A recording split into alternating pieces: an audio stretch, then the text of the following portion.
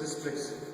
Yeah, we went 2 steps to this room, which is a high room. Yeah? Yeah.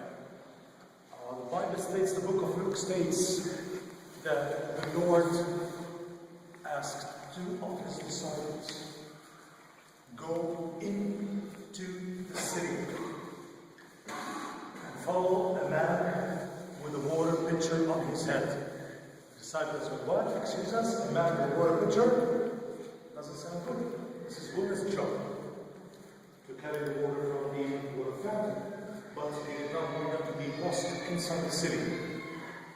They followed him. They came to a master who was sitting outside of the building. He told him the master seeks a room. Since the lower room was busy, he gave them the upper room. That's why we call it the upper room.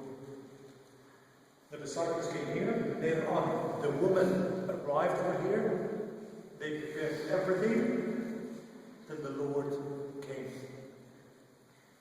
Which means that if the master, if the Lord told his disciples, go to an owner of a building and tell him that the master seeks a room, okay, it seems that he was on good relations with the Lord. Otherwise, he would never give him the room. Never. Some of the scholars will argue, I am on their side. We don't know if it's true or not, that building was the property of Joseph of Arimathea and not Mark. Okay, this is a very important one. Nowadays, at the Syriac chapel inside the old city of Jerusalem, now we are outside, yes? In the Lord's time, this was inside the city walls, the second wall. Some of the scholars would argue that the upper room at the Syriac chapel, the house of Mark, will be the place that was given to the disciples after Pentecost. Okay? So most probably everything happened over here. Later on, after Pentecost, they used to go to St. Mark's house. Maybe the owner of the property needed it, or maybe Joseph of Arimathea dies, so his kids come, so they take over the place. Because he was a follower of Jesus, a secret follower of Jesus. That doesn't mean that his family were. That's very important, of course, to understand. So, they prepared the food over here. And guess what? Let's say that the entrance of the upper room would be the entrance that we came in from. What we have nowadays, ladies and gentlemen, with these, I told some of the people at the capital store, that what we have nowadays, that picture or photograph of the Last Supper is from the 14th, 15th century. Da Vinci painted Jesus in the midst, the disciples on the sides. This is nonsense. Okay? Whenever you come into a room of the 1st century AD, as soon as you come in, you will be facing a kind of what we call a triclinium or triclinium. Triclinium is a kind of a U-shaped stone or U-shaped table, okay? And where you sit on the floor, the food will be just in front of you, okay? Not higher, not lower. And when you sit on the floor, facing the table, the floor is in front of you, with the food above it, if you are a right-handed person, you will lean on your left elbow, talk and eat. And it is true if you are the opposite. So coming into that room, if I depict myself or yourself coming into the Last Supper, the first man to be sitting at the entrance, not in the midst, will be the owner of the place. In this case, the owner of the place was Joseph. Jesus. Oh. Jesus. Because he told the master seeks a room. So since he gave it to him, so I'm allowed to invite anyone I would love to. It's as if like we're talking about weddings. We're talking about weddings. I rent a place to make the wedding, but I paid money.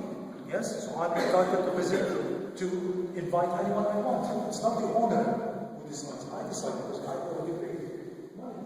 So he sits at the entrance. So everyone coming in, he'll be saluting them. Please have a seat, have a seat, have a seat. But in In the Last Supper case, Jesus was the second guy to sit at the entrance. The first guy to sit at the entrance was John the Beloved. He was turning his back towards the Lord. Now it is impolite to turn your back towards the corner or towards someone who's speaking or doing a speech.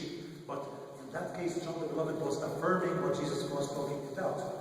Okay, he was telling about lots of things, of which the Synoptic writers talk about the Last Supper. The book of John talks that he took a towel, he put it around his waist, and he started washing the feet of the disciples to show the least will be the first in the kingdom of heaven. Of course, but John sitting over here is turning his back towards the Lord, facing the exit. He's saying, listen to what he's saying.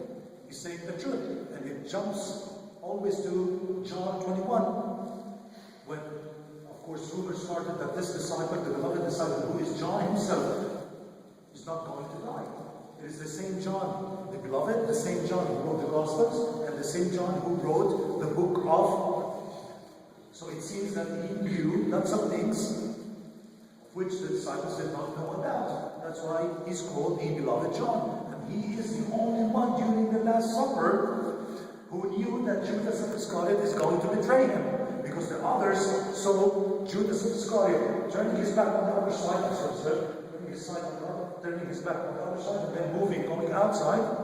They thought that he was going to do something because he held the money at the treasury. No one knew but John the Beloved, who put his hand on his chest and listened to what the Lord was talking about. No one but John the Beloved. That's why I told you before, John the Beloved is so close to Jesus Christ that he knew things that others did not know. That's why the Bible of John is called the Gnostic Bible, of which 99% of the book of John is not found in the Synoptic Bibles, of which lots of the people like Dan Brown writing down the Da Vinci Code would say that it was Mary. Of course, that's why I told you before, he's the most handsome disciple. Okay? The most handsome disciple, always the right hand side of the Lord. So on the table, he was sitting on his right hand. And right hand means something very important, because food had salt. We saw that salt is very expensive. 2 pounds is the salary of a Roman captain. Yes? And if you have food on that table, if I'm eating food with Fraser, with gentlemen, with any of you, I can call you brother, you can call me brother as well. As soon as we have breakfast, dinner, or lunch, one time, I can call you brothers and sisters. So everything happened in this room, ladies and gentlemen. The washing of the feet. Judas Iscariot as a devil amongst us. But the thing is that later on, after finishing that Last Supper, they went all the way towards Gethsemane. Just 11 of the disciples, because Judas Iscariot already left. Okay? But the Lord coming over here, eating the last Paschal meal. You see, the book of John and the other books would say that it is the time to kill the lamb. Killing the lamb is eating the Paschal meal. Okay? So they were supposed, the Bible says that it was the feast of the preparation, which is completely different than the feast of Passover. Okay? So it was supposed that they would eat the lamb. Okay? The Last Supper should be on when? Saturday. But he knew that he was to be on the cross on Friday, so he takes it from Saturday, he moves it towards Thursday. I came to my people, and my people refused me. So there should be people of the new covenant. Yes? This is exactly the same balance. So everything was celebrated over here. He goes all the way down to the Garden of Gethsemane. He was captured, and the disciples come over here, completely frightened. Mary Magdalene goes from all